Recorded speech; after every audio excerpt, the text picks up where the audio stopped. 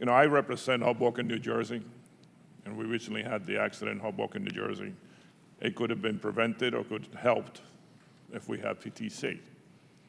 It was a miracle that only one person died, because if you've ever been to the station, you realize how many people are there. Also, sleep apnea. If we had tested the engineer, it might have helped, because it was determined that was part of the problem. But my question is to you, Administrator Reyes. New Jersey Transit used to be a great transit system. In the last few years, it really has lost all its sass, all this.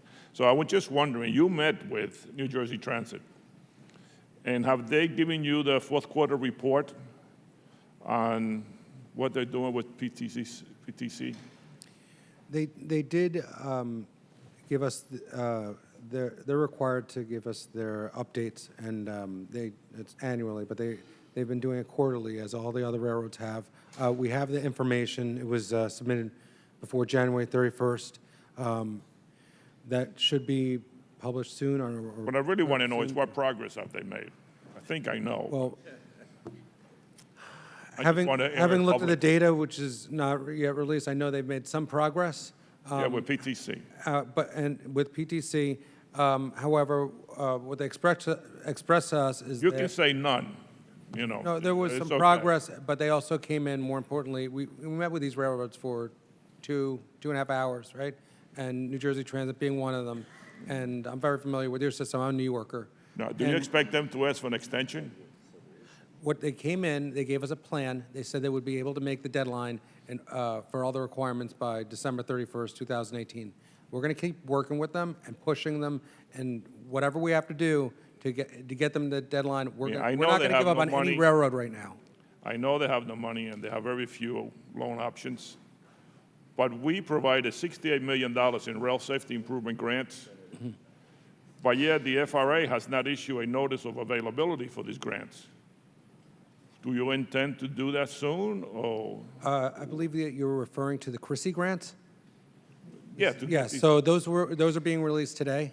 Excuse me? I believe those are being released today. I was Today? informed before this meeting, yes.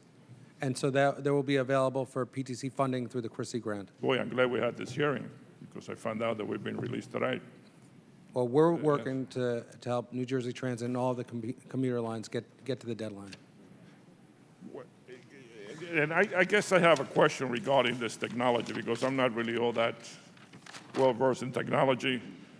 But you keep telling me that there's like 2 or 3 different types of technologies out there and to coordinate this in order to be able to work, this.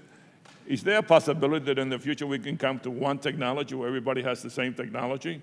What is stopping from doing that? Mr. Tolman, maybe you want to answer that. Well, Congressman, one issue is that, they're talking about not having enough resources. But, in 1996, I was operating Amtrak on the Northeast Corridor with PTC. Now, that was a few years ago, I guess. It wasn't close enough. It wasn't a 50-year window. But to me, there's no reason this shouldn't be done. I mean, I don't get it. But Congressman, I'd like to address, I know the accident in Hoboken was an extreme tragedy. And every accident, no accident should ever happen. And sleep apnea was found to be a cause of 2 recent accidents. But the number one issue in the railroad industry, unsafe issue, is fatigue. And that encompasses everything around that would have taken care of. If we addressed that with the Rail Safety Improvement Act in 2008, we would have addressed sleep apnea as a whole issue, a whole part of the issue. It's a minor part of the fatigue issue, but I'm going off on a tangent. I don't mean to. And Mr. Costello, I'm concerned about the public having the confidence to ride safely in the transit system, because it's very important in my district to get people off the roads. With all these accidents, do you think that the public's losing the, how can I say, the reliance on safety of the transit system?